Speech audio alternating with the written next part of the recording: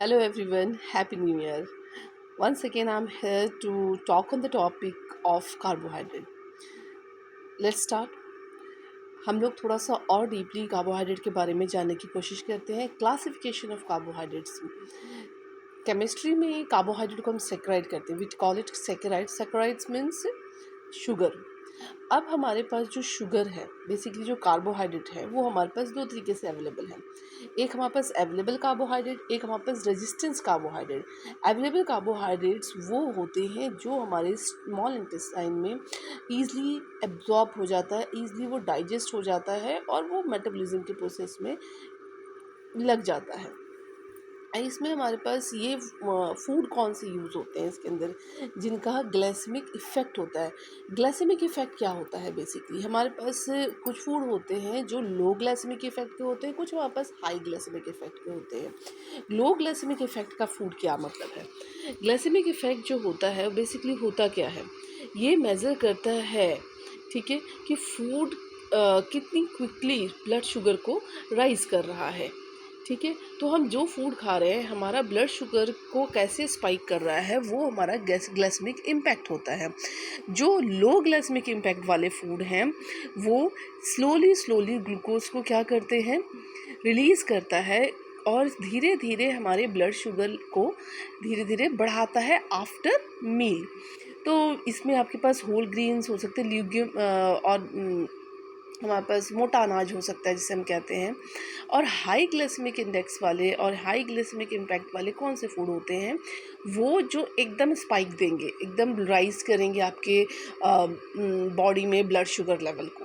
तो इसमें हमारे पास जो फूड्स होते हैं, जैसे आपके पास शुगरी प्रोडक्ट्स कर लीजिए आप, वाइट ब्रेड हो गया, आपके पास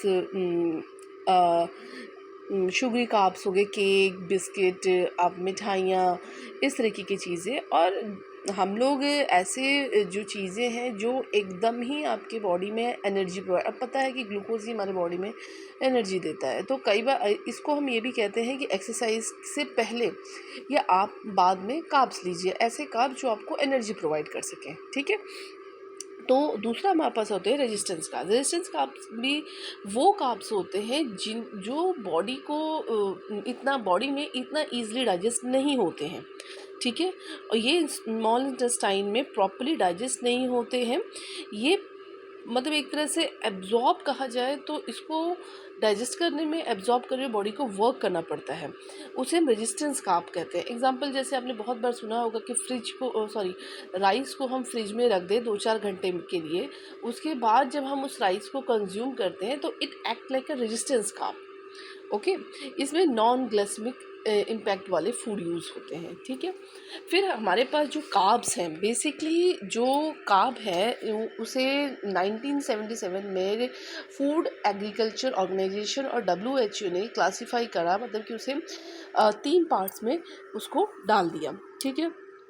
3 पार्ट में डालने का मतलब क्या, किस तरीके से, किस बेसिस पे उसको 3 पार्ट में डाला गया, वो था कि उसमें जो मोनोसेक्राइड है, जो मॉलिक्यूल है, वो आपस में किस तरीके से, कितना मॉलिक्यूल है, 1 है, 2 है, 3 है, उससे ज़्यादा है, और किस तरीके से आपस में वो लिंक करके बैठे हैं, और क्या उनमें उन मोनोसेक्राइड का, उनमें क्या मोनोमर्स के कैसे कैसे करेक्टरिस्टिक्स हैं, उसके बिहाफ पे, उसके बेसिस पे कार्बोहाइड्रेट्स को इन ग्रुप ने 3 पार्ट में डिवाइड किया.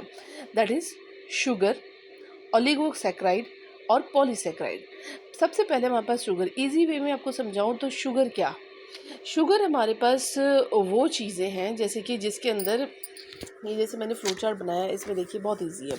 शुगर हमारे पास जिसमें अगर मैं एक शुगर है, ठीक है, जैसे हमारे पास मोनोसेक्राइड एक बात करूं तो जिसमें 1 शुगर यूनिट है. अगर मैं डाइसेक्राइड जिसमें 2 शुगर यूनिट है, ठीक है. उसी तरह से ओलिगोसेक्राइड का मतलब है कि इसमें जो शुगर यूनिट है वो एक चेन की फॉर्म में है जिसमें 3 या 9 शुगर यूनिट यूज़ हो सकता है. पॉलीसेक्राइड वो सेक्राइड्स हैं जिसके अंदर जो शुगर यूनिट है वो लॉन्ग चेन में है, 10 या 10 से ज़्यादा. इस तरीके के जो लिंकेज है उस बेसिस पे इन्हें कार्ब्स को हमने 3 पार्ट्स में डिवाइड कर दिया. ठीक है. मोनोसेक्राइड मैंने आपको बताया है जिसके अंदर हमारे पास स्मॉल मॉलिक्यूल्स हैं और जो मतलब एक तरह से सिंगल, डबल, सिंगल। और ये वो हैं जैसे कि जो ईज़िली सॉल्युबल है वाटर में, जैगरी हो गया, आपके शुगर हो गया खासकर। तो एक बात और, जो हमारे पास ग्लूकोज़, मतलब कि जो मेजर एनर्जी हमारी बॉडी में जो देता है, जो बायोसिंथेसिस होता है मॉलिक्यूल का, मेजर एनर्जी प्रोवाइड होता है, वो बेसिकली हमें ग्लूकोज से प्रोवाइड होता है। और ग्लूकोज क्या होता है? ग्लूकोज, जितने भी आपके एनर्जी यील्डिंग कंपाउंड हैं, जो भी है, वो पहले ग्लूकोज में कन्वर्ट होता है, उसके बाद ही आपकी बॉडी में एनर्जी प्रोवाइड करता है। ठीक है, समझ में आया आपको? तो जो प्रेजेंट है ग्लूकोज का इन योर बॉडी, वो इंडिकेट करता है आपके ब्लड शुगर लेवल को। तो मोनोसेक्राइड और हम लोग डाइसेक्राइड की बात करें तो ये ईजिली एब्जॉर्ब हो जाता है, इसलिए ब्लड शुगर लेवल को जल्दी हाइक करता है।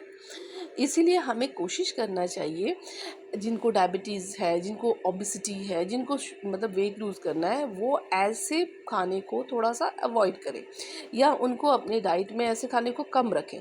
ठीक है, तो हमारे पास मेन जो है 3 मोनोसेक्राइड हमारे पास है, ग्लूकोज, ग्लैक्टोज, फ्रैक्टोज। ठीक है, 1 ग्राम 4 किलो कैलोरी देता है। ठीक है, ग्लूकोज तो है ही, वो हमारे बॉडी में एनर्जी देता है, बट जो ग्लैक्टोज और फ्रैक्टोज है उन्हें भी ग्लूकोज में कन्वर्ट होना पड़ता है, उसके बाद वो आपको क्या प्रोवाइड कर सकते हैं? एनर्जी प्रोवाइड करेंगे। ठीक है, तो आगे चल के हम ग्लूकोज के बारे में स्टडी करेंगे और फर्दर हम कार्बोहाइड्रेट्स को देखेंगे। Thank you.